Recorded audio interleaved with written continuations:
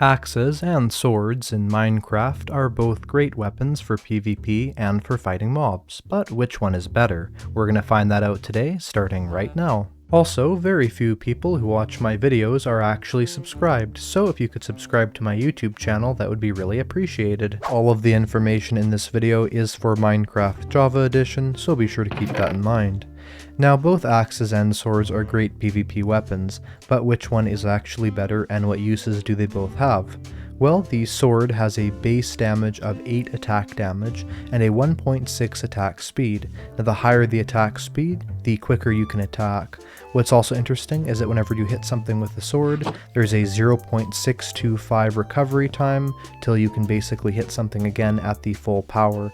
As in Minecraft Java Edition, when you hit something or when you're doing PvP, you basically have a cooldown between when you have effective hits. And you can actually see that when I hit, right next to my crosshair there's a little sword that fills up, and if I hit again before that sword is all the way filled up, it's basically not as effective as we were in the PvP in 1.9 and after. Also, something you can do with the sword that you cannot do with the axe is sweeping edge attacks. This is especially improved by the sweeping edge enchantment, but basically when you hit something, all the mobs next to it are hurt as well.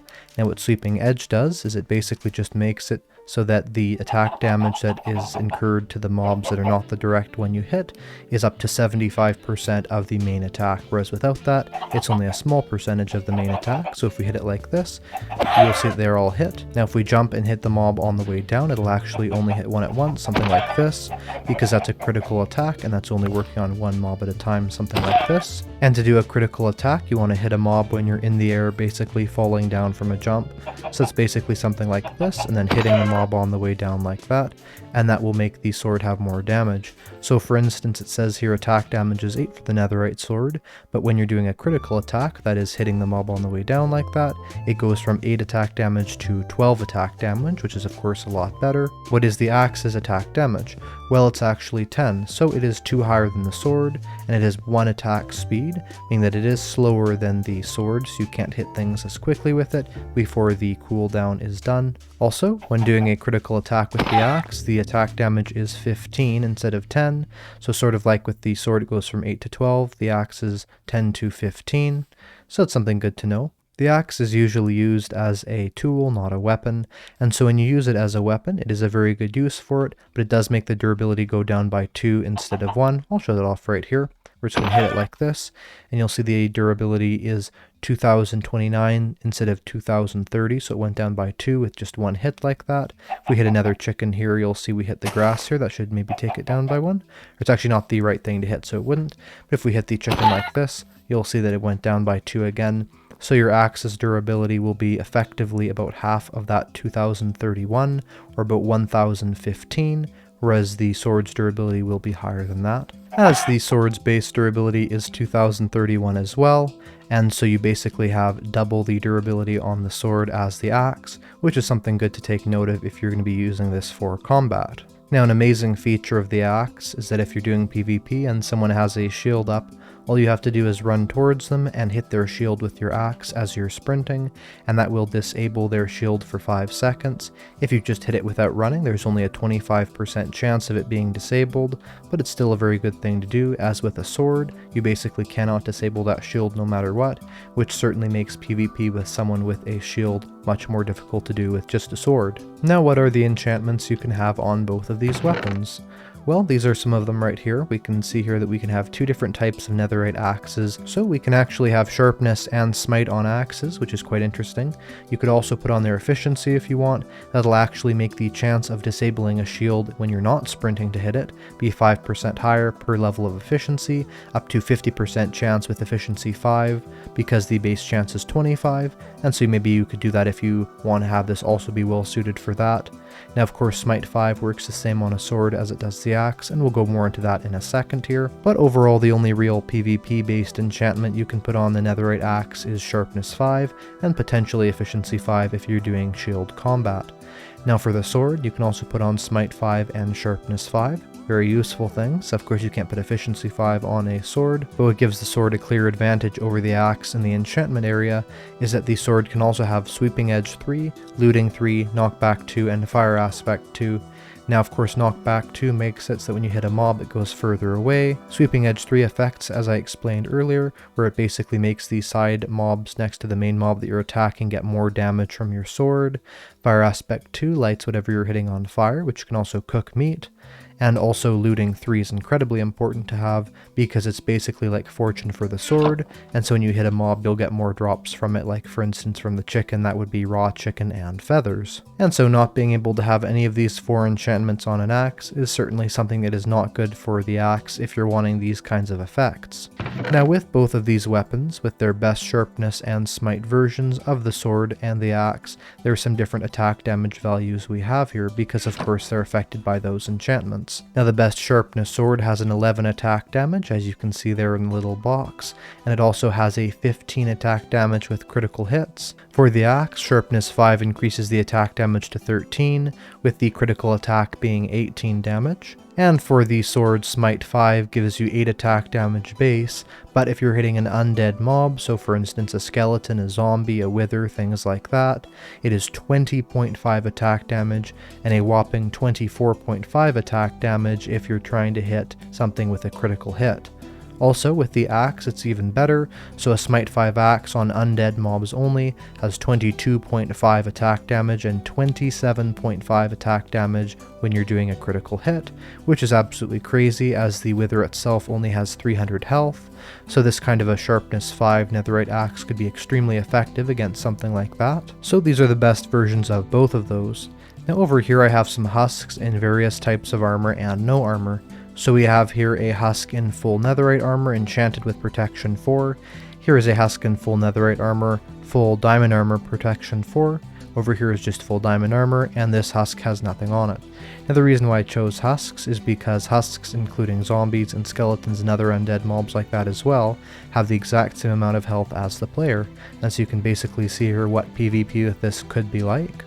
Now we're going to first go with our Smite 5 axe just like this, which is especially specialized for things like the husk and undead mob. One hit, no critical attack, instant kill the husk from full health, which is pretty crazy. With the Sharpness 5, if we hit the husk here, it does not instantly kill it, but kills it in 2 hits. However, if we jump and hit it on the way down, it actually also does not kill it as well.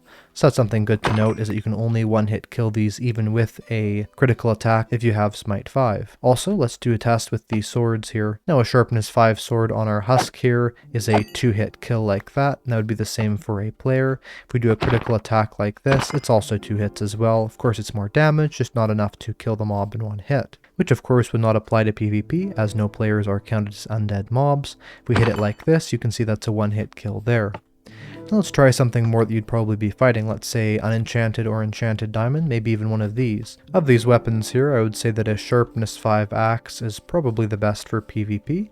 We'll try that right here. This is a full protection 4 diamond armor husk, which of course has the same amount of health that a player would. So we're going to hit this, and it should take about 11 critical hits to kill it. And then on the 11th there it's dead, right like that. Now we're going to try the exact same thing with a Sharpness 5 sword instead of the Sharpness 5 axe, and see which one works better. 14, and it took 14 hits to kill this from scratch, with the Sharpness 5 sword here every time being a critical hit right there. Now of course with enchanted and unenchanted netherite these numbers would only be more.